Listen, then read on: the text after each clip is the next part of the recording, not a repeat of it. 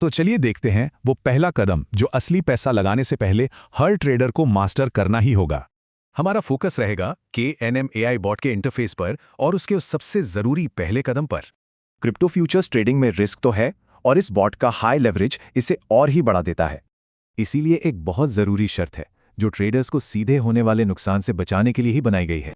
आइए सिस्टम में दिए गए इस अनिवार्य पेपर ट्रेडिंग फीचर को थोड़ा और समझते हैं।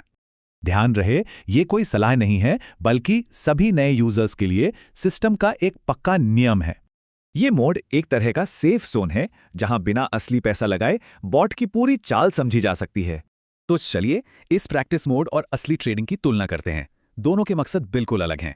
ट्रेड शुरू करने से पहले कॉन्फ़िगरेशन सबसे अहम है और इसके लिए इन 3 पैरामीटर्स को समझना जरूरी है। कंट्रोल पैनल की ये 3 मुख्य सेटिंग्स हैं और इन्हें सही से सेट करने की जिम्मेदारी पूरी तरह से ट्रेडर की है। ये वो पैसा है जो किसी एक ट्रेड को सपोर्ट करने के लिए अकाउंट से लगाया जाता है। लेवरेज आपके मार्जिन को कई गुना बढ़ा देता है, जिससे मुनाफा और नुकसान दोनों का चांस बढ़ जाता है। ये समझना बहुत जरूरी है कि बॉट प्रॉफिट बचाने के लिए स्टॉप लॉस को अपने आप कैसे मूव करता है। अब बात करते हैं बॉट के एक खास नियम की। इसके स्प्लिट टेक प्रॉफिट की कुछ अपनी शर्तें हैं। टेक प्रॉफिट सिस्टम काम करे, इसके लिए ट्रेड साइज कम से कम 2 लॉट होना चाहिए और वो भी एक इवन नंबर। ट्रेड का साइज इस फॉर्मूले से कैलकुलेट होता है जो इनपुट और मार्केट प्राइस पर निर्भर करता है। चलिए एक उदाहरण से समझते हैं कि बॉट ट्रेड साइज को कैसे एडजस्ट करता है। कैलकुलेशन से नंबर आया 3.33 लॉट्स। सिस्टम सबसे पहले इसे राउंड डाउन करेगा, तो बॉट इसे सबसे करीबी पूरे नंबर पर राउंड डाउन कर देता है, यानी 3 लॉट्स।